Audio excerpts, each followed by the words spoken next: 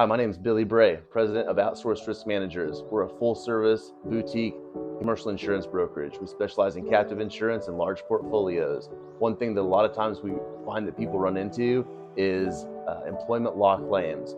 There's an insurance policy called Employment Practices Liability Insurance, EPLI. Very important. Say you're running a fund. Say your fund's raised $50 million. You got a handful of properties, you got a handful of competent staff, you got 2 secretaries, and you're like, everybody here is nice to each other. Everybody's here friendly. Everybody's having a good time. Nobody's gonna sue me if they get fired or lose their job, underperform and have to be pushed out.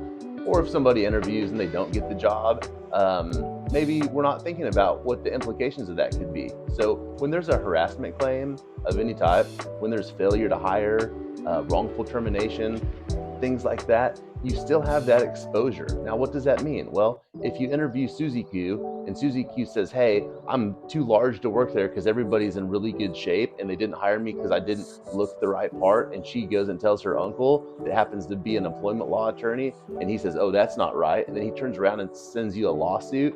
These things happen. They happen a lot of times. You don't see them on Fox News, you don't see them on Channel 6, you don't see them on CNN, so you may not think that they happen. They happen on a weekly basis. Now, what's your exposure? Well, you've got 2 secretaries, okay?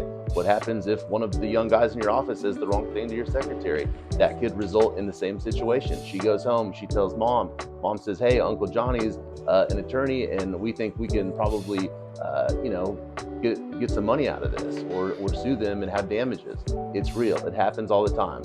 EPLI insurance. It's cheap, very inexpensive, also highly effective if that were to happen. Instead of you paying for that claim out of pocket and out of your investors' dollars, which is a real bad idea, then you have an insurance policy to support that and pay for that claim, pay for the attorney's fees, make it go away, and you're protected. It's the sophisticated way to do it, and it's going to protect your investors. That way you don't have implications from them.